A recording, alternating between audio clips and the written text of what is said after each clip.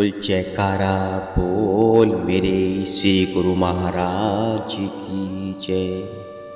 सौभाग्यशाली गुरुमुख हो। लग 84 जून में मानुष्य देह प्रधान, बिना भजन भगवान के चले अकारत जान। इस संसार में जितने जीव जंतु हम देख रहे हैं, जड़ अथवा चेतन, स्थावर और संगम, सबकी उत्पत्ति अंडस्य, जरज, स्वदेज और उद्भुज, इन चारों कानों में से है, जिनको साधारण बोलचाल में चारों खाड़ी कहा जाता है। अंडज्य, यह अंडे से पैदा होने वाले जीव हैं। इनमें अधिक गणना नभचर अथवा आकाश में रहने वाले जीवों की है, जैसे पक्षी, परिंदे आदि। जेरज, यह जेर से पैदा होते हैं, जिसे मनुष्य, पशु, चौपाया आदि। स्वदेश, यह पसीने से उत्पन्न होने वाला जीव है, जैसे मक्खी, मच्छर, पिस्सू आदि। उद्भुज, इनकी उत्पत्ति धरती से है। इनमें से वृक्ष, पहाड़, सब वनस्पति शामिल है। यह जड़ योनियां हैं। इन चारों खानियों से उत्पन्न होने वाला समस्त जीवों की शास्त्रकारों ने 84 लाख किस्में बताई हैं। अथाह कुल 84 लाख योनि हैं, जिनमें मनुष्य सबसे श्रेष्ठ है। संतों का कहना है कि संसार में मनुष्य का शरीर देवताओं से भी उत्तम है, और इसमें कोई संदेह भी नहीं है, क्योंकि मनुष्य वास्तव में बहुत ही ऊंची पदवी का मालिक है। देवता स्वर्ग में रहते हैं, हर प्रकार के शारीरिक सुख उनको प्राप्त है, परंतु वे चाहते हैं कि ईश्वर उन्हें मनुष्य का चोला दे दे, क्योंकि यह मनुष्य एक ऐसी हस्ती है जो संसार में समस्त गुप्त और प्रकट वस्तुओं के जानने वाले और संसार की उत्पत्ति, स्थिति, प्रलय, ज्ञान, अज्ञान आदि सब का प्रकाशक और फिर इन सब से परे की चीज है, परंतु इसकी हकीकत का पता बिना संतों की संगति के नहीं मिल सकता। मनुष्य सब कुछ है, परंतु जिस समय इसको संतों की संगति का लाभ प्राप्त होगा, उस समय यह अपनी हस्ती पर गर्व करता हुआ संसार का तमाशा देखते दिखाते अपने वास्तविक स्वरूप का सत्कार कर लेगा। यही मानी हुई बात है कि मनुष्य इस समय अपने स्वरूप से भूला हुआ है। वह इस समय अधिक से अधिक यही कुछ समझता है कि पशुओं में बुद्धि नहीं है, और मनुष्य चूंकि सोच, विचार और बुद्धि रखता है, इसलिए उनसे अच्छा है, या पशुओं के मुकाबले में यह अपने जीवन के लिए सुख के समान प्राप्त कर सकता है। इसलिए विशेष है, या अपनी आवश्यकता के जो पदार्थ अपनी समझ से यह पैदा कर सकता है, पशुओं को वह प्राप्त नहीं हो सकती, इसलिए उनसे बढ़कर है। परंतु इन विचारों में एक भी ठीक नहीं है, क्योंकि यदि मनुष्य को इन्हीं बातों पर गर्व है कि वह पशुओं से आराम और सुख की हालत में रह सकता है, इस कारण उनसे अच्छा है, तो इसका पहला उत्तर तो यही है कि जिन जिन वस्तुओं को मनुष्य अपने लिए खुशी और आराम के समान ख्याल करता है, उनकी पशुओं को आवश्यकता नहीं है। उनकी आवश्यकता का सामान प्रकृति ने उनको पहले से ही दे रखा है। उन्हें न मेज कुर्सियों की आवश्यकता है, न आराम और मुलायम गद्दों की आवश्यकता है, और न उन्हें शीश महलों से ही कोई वास्ता है, क्योंकि जो आराम मनुष्य को नरम और मुलायम बिस्तरों में हैं, उनके रेत के टीलों पर सोते हुए उससे कुछ भी कम नहीं हैं। दूसरे यह कि जैसे बाल बच्चे मनुष्य के हैं, वैसे पशुओं के पास भी हैं। जैसे बच्चों में मोह प्यार मनुष्य का है, वैसे उनका भी है। जैसे पेट भरकर मनुष्य खा लेता है, वैसे वे भी खा लेते हैं। जैसे रात मनुष्य नींद करता है, वैसे वे भी करते हैं।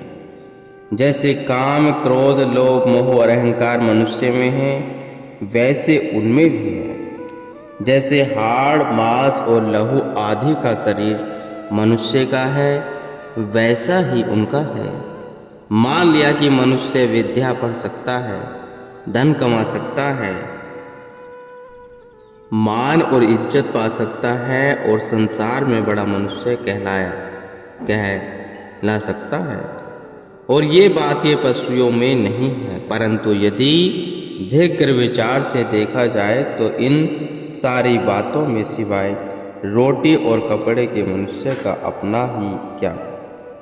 यदि मनुष्य चोले को धारण करके इसने परलोक का काम नहीं किया, तो इस लोक में सिवाय रोटी और कपड़े के इसने और प्राप्त ही क्या किया। और यदि इस अनमोल शरीर को पाकर भी इसने केवल रोटी कपड़ा ही लिया, तो फिर इसका मतलब यह समझो कि इसने कुछ भी नहीं किया। इससे तो फिर पशु कई गुना अच्छे हुए, जो कम से कम दूसरों के काम तो आते हैं, दूध पिलाते हैं, हल चलाते हैं, बोझ ढोते हैं, और मरने के पीछे उनकी हड्डियां मांस चमड़ा आदि सब कुछ काम में आता है। लेकिन मनुष्य में तो इतना गुण भी नहीं। महापुरुषों के वचन हैं, प्यारे तू इस संसार में केवल खाने पीने की खातिर नहीं आया। तेरे जिसमें कुछ और भी काम है, जिनमें कुछ भी और भी काम है, जिसकी तरफ से तूने आंख बंद की हुई है, तुझे उसकी तरफ ध्यान देना चाहिए। नहीं तो वह दिन दूर नहीं जब तू संसार से खाली हाथ चल बसेगा, और जिन पदार्थों को लहू और पसीना एक करके एकत्र किया है, वे तुझसे विछुड़ जाएंगे। फिर तू रोएगा और पछताएगा, और फिर न जाने मरने के पीछे तेरी आत्मा को कौन कौन कष्ट भुगतना पड़ेगा। संसार में कुछ मनुष्य ऐसे भी देखने में आते हैं जो बहुधा यह कहा करते हैं कि संसार में जितने भी अच्छे पदार्थ हैं, वे सब हमारे लिए हैं और हमारे ही जरूरत के लिए ईश्वर ने रची हैं। उनको यदि हम न भोगे तो और वे ही किस लिए। इसलिए उनको भोगने में कोई पाप नहीं है। जिन लोगों की यह आवाज़ है, यदि उनसे पूछा जाए कि भाई मान लिया संसार के पदार्थ सब तुम्हारे लिए हैं और तुम्हारे ही खातिर ईश्वर ने बनाए हैं, परंतु तुम किस लिए बने हो, इसका उत्तर उनके पास नहीं है। यह सत्य है कि संसार के कुल पदार्थ मनुष्य के लिए हैं। भोजन आदि वस्तुएं इसके खाने के लिए, कपड़े इसके पहनने के लिए और पशु इसकी सेवा के लिए, जो बिना किसी कामना के इसकी सेवा के लिए तैयार खड़े हैं। परंतु जिस प्रकार बाकी जीव जंतु इसकी आज्ञा के अंदर रहते हुए अपना धर्म निभा रहे हैं, क्या मनुष्य ने भी कभी अपने धर्म के ऊपर दृष्टि डाली है, या यह केवल खाने पीने की खातिर ही संसार में आया है? इस वास्ते भाई कुछ अपने दिल में विचार करना चाहिए। खाना पीना मना नहीं है, परंतु उसके साथ इस बात को भी सोचना है कि मनुष्य जीवन का असली उद्देश्य क्या है। एक फकीर का कथन है, कुरदन बराए जिस्तन जिक्र करदन अस्ते, तू मोतिकंद के जिस्तन अज बहरे कुरदन अस्ते। खाना पीना इसलिए है कि जिंदगी में कायम रहे और जिंदगी मालिक की याद के लिए है, परंतु मनुष्य भूलकर यह समझ रहा है कि मेरी जिंदगी ही खाने पीने और मौज उड़ाने के लिए है। यह उसकी बड़ी भूल है। खाना पीना जीने के लिए है, जीना खाने पीने के लिए नहीं। संत कहते हैं कि यह शरीर इस जीव का नौकर है और जीव इसका मालिक है। यह इसको इसकी सेवा के लिए मिला है, परंतु यह गलती से उल्टा आप इसकी सेवा में लग गया है, क्योंकि जितने कार्य भी मनुष्य से होते हैं वे शरीर के ही निमित्त होते हैं। सब में शरीर ही के पालन पोषण के ख्याल होता है। आत्मिक उन्नति या रूहानी तरक्की का एक भी कार्य नहीं होता। यदि विचार दृष्टि से देखा जाए तो इस जीव के ऊपर शरीर ने ऐसा पर्दा डाल दिया है कि जीव इसमें ढक गया है और यहाँ तक कि इसे अपने आप की भी सूझ नहीं रही।